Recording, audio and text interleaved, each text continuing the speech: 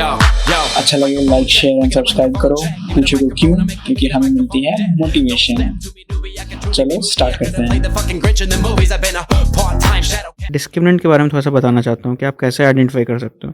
जैसे हमें बोला ना कि नेचर ऑफ रूट बताओ, नेचर ऑफ रूट हमें बताना है कि क्या होगा। ठीक है, देखो नेचर ऑफ रूट, तो देखो रूट का मतलब तो क्या होता है हमारे पास, रूट का मतलब होता है सॉल्यूशन। ठीक है, कि कौन कितने सारे सॉल्यूशंस हमें मिलने वाले हैं। एंड नेचर होता है ना कि वेदर 3 टाइप के नेचर आएंगे तुम्हारे। ये कैसे निकाला जाता है सब बताऊंगा। एक होता है नेचर कि जैसे कि तुम्हारा इमेजिनरी होगा, मतलब कि नंबर आएगा या भी नहीं आएगा। एक होगा तुम्हारा होगा कि रियल होगा, ठीक है, और इक्वल कंडीशन होगा। और एक होगा तुम्हारे पास रियल होगा, ठीक है, एंड दोनों क्या होंगे, डिस्टिंक्ट होंगे। इसको मैं ढंग से बताता हूँ। देखो इमेजिनरी का मतलब हुआ ना कि अगर तुम्हारे पास कोई क्वाड्रेटिक इक्वेशन है, सपोज करते हैं कि a x square plus b x plus c equals to 0, मेरे पास कोई क्वाड्रेटिक इक्वेशन है। तो जनरली पहले क्या हो रहा था ना कि हमारे पास एक अल्फा और एक बीटा, मतलब कि 2 सॉल्यूशंस ऐसे निकल के आ रहे थे। तो हम लोग बोल रहे थे कि चलो अल्फा बीटा को वापस इस इक्वेशन में रखो तो सेटिस्फाई कर जाता है, और फाइनली हमारा LHS है जो कि RHS से इक्वल होकर सेटिस्फाई कर देता है। बट यहाँ पे इस इमेजिनरी का सेंस ये बनता है ना, इस इमेजिनरी का सेंस कि अल्फ़ा बीटा ये दोनों में से कोई नंबर ही नहीं आएगा तुम्हारे पास। ठीक है, तुम कैलकुलेट ही नहीं कर पाओगे कि अल्फ़ा कहाँ से बीटा, मतलब कि इसका कुछ निकल के नहीं आएगा सॉल्यूशन, तो उसको बोलेंगे कि इमेजिनरी है, वहाँ पे कुछ हो ही नहीं पा रहा। ठीक है, सेकंड होगा ना केस कि रियल और इक्वल आएगा, मतलब कि जैसे इस इक्वेशन का था तो हमने बोला था कि अल्फ़ा एंड बीटा 2 सॉल्यूशंस हैं, राइट। ठीक है, रियल का इक्वल होगा कि तुम्हारे पास सॉल्यूशन निकल के आएंगे, अल्फा एंड बीटा आएगा, लेकिन जो बीटा की जो वैल्यू है ना वो अल्फा के इक्वल होगा, मतलब कि एक अल्फा है तो दूसरा भी अल्फा होगा। अल्फा जनरली जान रहे हो ना कि बस एक नॉर्मल में आइडेंटिफाई होता है कि वेरिएबल के फॉर्म में तुम्हें बता रहा हूँ, वेरिएबल्स की। हाँ ठीक है, कोई भी अल्फा या फिर बीटा आएगा तो बीटा बीटा दोनों इक्वल आने वाले, गामा आएगा तो गामा गामा, समझ रहे हो। एंड रियल एंड डिस्टिंक्ट का मतलब यहाँ पे हो गया ना कि रियल नंबर आएंगे, जैसे कि तुम्हारे पास एक अल्फा आएगा, ठीक है, और सेकंड जो डिस्टिंक्ट का मतलब होता है डिफरेंट। ठीक है, तो अल्फा एंड बीटा दोनों 2 डिफरेंट क्रिएट होंगे।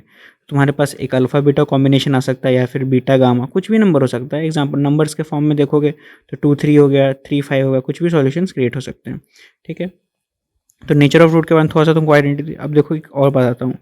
अब चेक कैसे करेंगे, इतना तो बता दिया कि यार ऐसे ऐसे होता है। नेचर ऑफ रूट्स के लिए ना डिस्क्रिमिनेंट हम लोग होता है चेक करते हैं। डिस्क्रिमिनेंट का फॉर्म होता है b² - 4ac।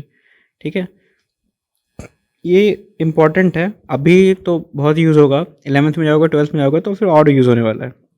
तो देखो डी का वैल्यू होता है b² - 4ac। ठीक है, अब इसी पे कंडीशन होगा कि अगर डी की वैल्यू अगर ग्रेटर देन 0 है तो इस केस में हम बोलेंगे कि हमारे पास क्या होगा, रियल होगा, ठीक है, एंड डिस्टिंक्ट होगा।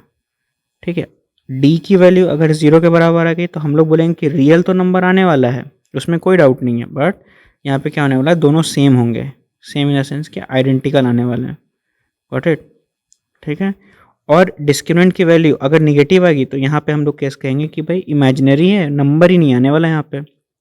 ठीक है, तो ये कंडीशन होता है। और तुम्हें ये पता ही होगा कि जो ये कोफिशिएंट्स हैं A B C, समझ रहे हो ना कि क्वाड्रेटिक इक्वेशन हम लोग कैसे लिखते हैं। General form of quadratic equation होता है ax² plus bx plus c।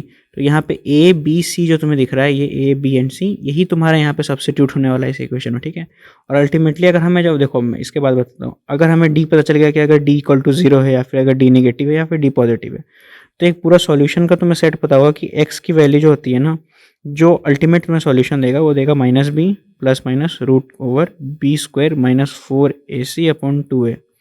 ठीक है, ये तुम्हें अल्टीमेटली सॉल्यूशन प्रोवाइड करने वाला है। 2 रूट्स यहाँ पे क्रिएट होंगे, तुम दिख रहा होगा यहाँ पे, एक पॉजिटिव है एक नेगेटिव है। ठीक है, तो एक पॉजिटिव के साथ अगर ले लो तो यहाँ पे तुम्हारे पास फर्स्ट रूट क्रिएट हो जाएगा। ठीक है, और एक अगर नेगेटिव के साथ तुम लेते हो तो यहाँ पे तुम्हारे पास सेकंड रूट क्रिएट होने वाला है। तो बेसिक इतना ही आइडिया है। कंडीशंस तुमको काफ़ी ध्यान रखने हैं। ठीक है, इसी कंडीशंस पे मोस्ट ऑफ द क्वेश्चंस होने वाले हैं। तो हम लोग क्वेश्चंस पे आते हैं। देखो, सो हाय एवरीवन, वेलकम बैक। तो हम लोग एक्सरसाइज 4.3 कर रहे थे। ठीक है, अब हम लोग करते हैं क्वेश्चन नंबर 2। देखो क्वेश्चन नंबर 2 क्या बोल रहा है, वो क्वेश्चन नंबर 2 बोल रहा है कि फाइंड द वैल्यू ऑफ के की वैल्यू हमें निकालनी है for each of the following quadratic equation so that they have 2 equal root. देखो कंडीशन ऑलरेडी इन्होंने स्पेसिफाई कर दिया, 2 इक्वल रूट्स। इक्वल रूट तो मैं सुनते के साथ आना चाहिए कि डी की वैल्यू यहाँ पे 0 डिमांड कर रहे हैं हमसे, राइट। तो आते हैं सॉल्व करते। चलो फर्स्ट नंबर क्वेश्चन क्या कर रहा है, 2x² plus kx plus 3, right. देखो क्वेश्चन क्या कर रहा है, क्वेश्चन कर रहा है ना 2x² प्लस kx लिखा है प्लस 3 इक्वल टू 0। हमारे पास ये एक्सप्रेशन है, राइट। अब देखना है यहाँ पे हमें बोला है क्या है कि इक्वल इक्वल रूट्स का मतलब क्या है कि हमारे पास तो सॉल्यूशन निकल के आ रहा है, सॉल्यूशंस निकल के आ रहे हैं, मतलब कि क्या तुम्हारा रियल कंडीशन है और तुम्हें इक्वल रूट दिखते के साथ तुम्हें माइंड में क्लिक करना चाहिए कि डी की वैल्यू हमसे 0 डिमांड की जा रही है, ठीक है। अब बस नॉर्मली देख लो, कोफिशिएंट तुम देख सकते हो कि ए की वैल्यू 2 है, बी की वैल्यू क्या है, देखो ए की वैल्यू 2 है, बी की वैल्यू क्या है प्लस के, एंड सी की वैल्यू है तुम्हारे पास +3। तो डिस्क्रीमेंट की वैल्यू एक्सप्रेशन क्या होता है, b² - 4ac होता है, राइट।